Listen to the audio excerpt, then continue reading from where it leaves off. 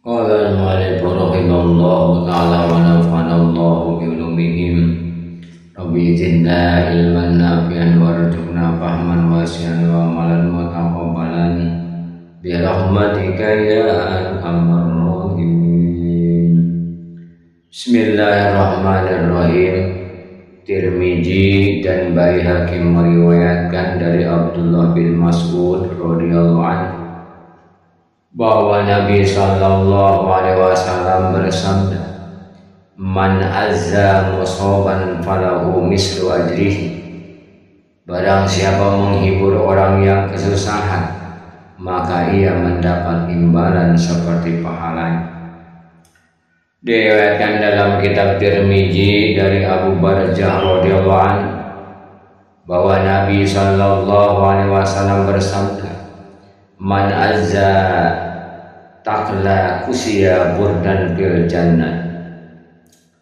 Barang siapa menghibur orang yang kematian anaknya, maka ia pun diberi pakaian burdah di surga. Tirmizi menggolongkan sebagai hadis yang lemah isnad. Diriwayatkan dalam Sunan Abu Dawud dan Nasai dari Abdullah bin Amr bin As bahwa Nabi sallallahu alaihi wasallam bertanya kepada Fatimah radhiyallahu anha, "Apa yang menyebabkan engkau keluar dari rumah, hai Fatimah?" Ia menjawab, "Aku pergi ke rumah keluarga yang kematian ini dan mendoakan rahmat bagi mayit atau menghibur mereka atas kematian." Dengan isnad Hasan, Ibnu Majah dan Baihaqi meriwayatkan dari Amr bin Hamzah radhiyallahu anhu bahwa Nabi sallallahu alaihi wasallam bersabda, "Ma min mu'minin yu'azzi akhahu bi musibatihi illa kasahu Allah azza wa jalla min hulalin karamat yaumal qiyamah." Tidaklah seorang hamba yang mukmin menghibur saudaranya yang mengalami musibah, melainkan Allah azza wa jalla memakaikan kepadanya pakaian kemuliaan pada hari kiamat. Ketahuilah, takziah adalah menyebarkan dan mengucapkan perkataan yang menghibur keluarga mayit dan meringankan kesedihan dan musibahnya, sedang ia dianjurkan karena ia meliputi suruhan berbuat kebaikan dan larangan berbuat kemunkaran.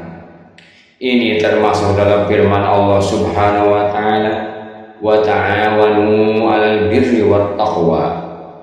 Dan bertolong-tolonglah dalam kebaikan dan ketakwaan. Al-Quran Surah Al-Maidah ayat kedua. Ini adalah dalil terbaik mengenai takziah. Diriwayatkan dalam hadis sahih, "Wallahu fi auni al-'abdi maka al-'abdu fi auni akhihi." Allah menolong hambanya selama hamba itu menolong saudara. Perlu diketahui bahwa takziah itu dianjurkan sebelum pemakaman dan sesudahnya. Asy-Syaikh Abu Muhammad Al-Juwaini berpendapat, takziah dimulai dari waktu kematian dan berlangsung hingga 3 hari setelah pemakaman. 3 hari itu untuk pendekatan, bukan pembatasan. Sahabat-sahabat Imam Nawawi berpendapat dihukumi makruh takziah setelah 3 hari, karena takziah itu untuk menenangkan hati orang yang kesusahan. Sedang umumnya ketenangan hati itu sesudah 3 hari, maka tidak timbul kesusahan baru. Abdul Abbas Ibnu Al-Qas berpendapat dibolehkan takziah setelah 3 hari, bahkan berlangsung terus meskipun lama waktu.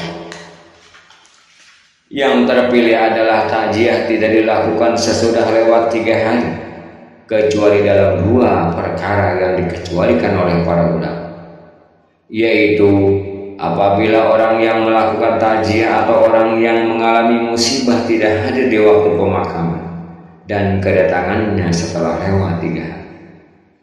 Dianjurkan untuk meratakan takziah kepada seluruh keluarga mayit dan kerabatnya, besar dan kecil, laki-laki dan perempuan, kecuali perempuan yang masih muda, maka hanya dilakukan oleh mahramnya.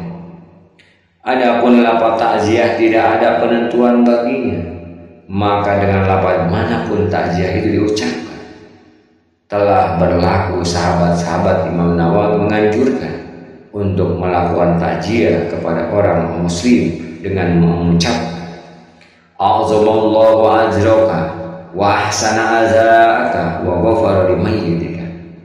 Semoga Allah membesarkan pahalamu, membaguskan hiburanmu, dan mengampuni mayit. Kepada orang muslim yang kematian orang kafir dengan ucapan semoga Allah membesarkan pahalamu dan membaguskan hiburanmu. Dan kepada orang kafir yang kematiannya orang muslim, semoga Allah membaguskan hiburanmu dan mengampuni mayit. Dan kepada orang kafir yang kematian orang kafir, semoga Allah memberi ganti kepada. Takziah terbaik adalah yang diriwayatkan dalam Sahih Bukhari dan Muslim bahwa Usamah bin Zaid radhiyallahu anhu berkata, salah seorang putri Nabi sallallahu alaihi wasallam mengirim utusan kepada beliau untuk memanggilnya dan memberitahukan bahwa seorang putranya yang masih kecil hampir meninggal. Maka bersabda Rasulullah sallallahu alaihi wasallam kepada utusan itu, irji ilaiha fahbirha anna lillahi ta'ala ma akhadha wa lahu ma ata wa kullu shay'in indahu bi ajalin musamma pamurha fal tasbih wal tahtasib. Kembalilah dan beritahukan kepadanya bahwa yang diambil Allah Subhanahu wa taala adalah kepunyaannya dan yang diberikannya adalah miliknya.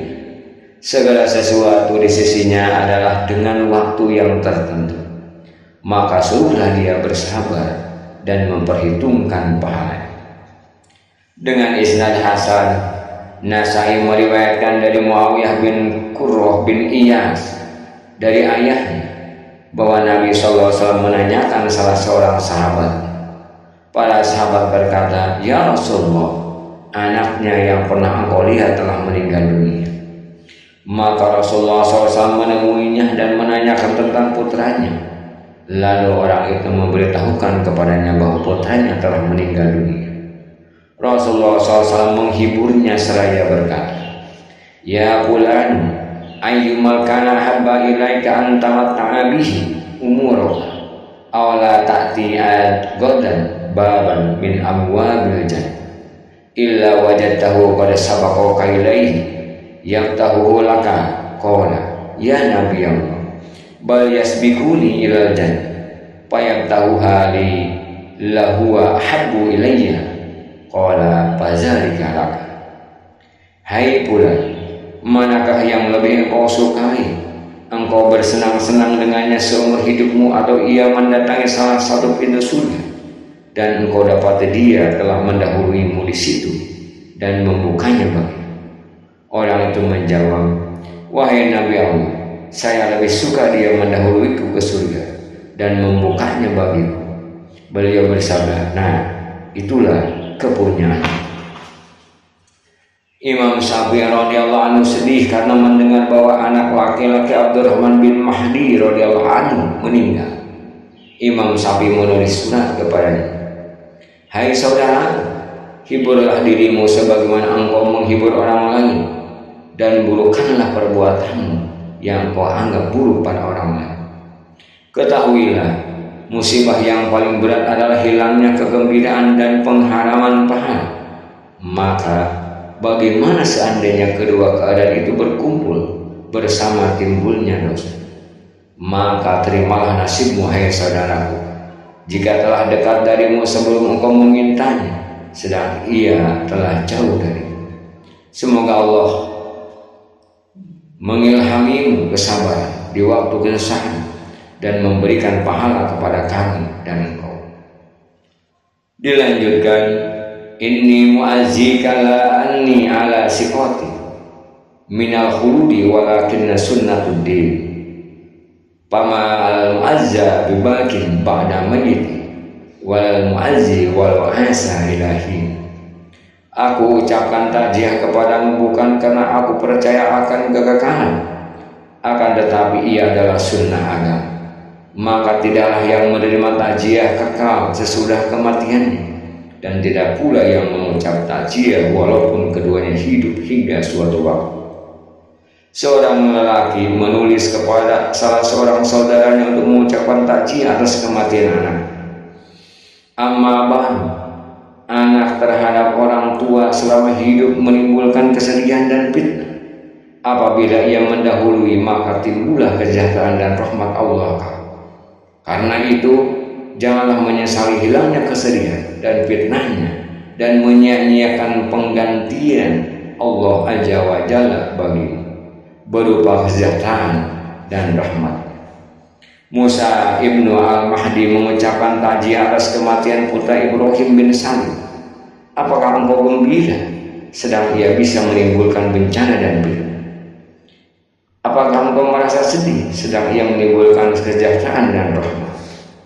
Seorang lelaki mengucap takziah kepada seorang lain, hendaklah engkau bertakwa kepada Allah dan bersabar. Dengan itulah orang yang mengharap pahala berpegang, dan kepada kesabaranlah orang yang menyesal itu kembali. Seorang lelaki mengucapkan takziah, sesungguhnya orang yang menimbulkan pahala bagimu di akhirat lebih baik dari orang yang menimbulkan kegembiraan di dunia. Abdullah bin Umar radhiyallahu anhu menghibur, mengubur salah seorang anaknya yang tertawa di kuburan. Ada yang bertanya kepadanya, apakah kau tertawa di kuburan? Ibnu Umar menjawab, aku ingin menghinakan setan. Ibnu Zuraid radhiyallahu anhu berkata, barang siapa tidak terhibur di waktu mengalami musibah dengan pahala dan kesabaran, ia pun lupa seperti hewan yang lupa. Humaid al-A'rad melihat Sa'id bin Jubair berkata mengenai anaknya sambil memandang kepalanya, sesungguhnya aku melihat sifat terbaik padanya. Ada yang bertanya, apakah itu? Ia meninggal sedang aku memperhitungkan pahala. Seorang lelaki menyesali kematian anaknya dan mengeluh kepada Hasan al-Basri. Maka berkatalah Hasan, apakah anakmu lenyap darimu? Orang itu berkata, ya, kelenyapannya lebih banyak dari kehadirannya. Hasan berkata, biarkan dia lenyap karena ia sebenarnya tidak lenyap. Pahalanya lebih besar bagimu daripada ini dalam kelenyapan. Orang itu berkata, hei Aba Sa'id, engkau telah meringankan kesedihanku atas kematian anak. Maimun bin Mahran menceritakan, seorang lelaki mengucapkan takziah kepada Umar bin Abdul Aziz radhiyallahu anhu atas kematian putranya Abdul Malik. Maka berkatalah Umar, perkara yang menimpa Abdul Malik adalah perkara yang telah kami ketahui, maka ketika terjadi kami tidak mengingkari. Saya yang terpilih adalah anjurannya.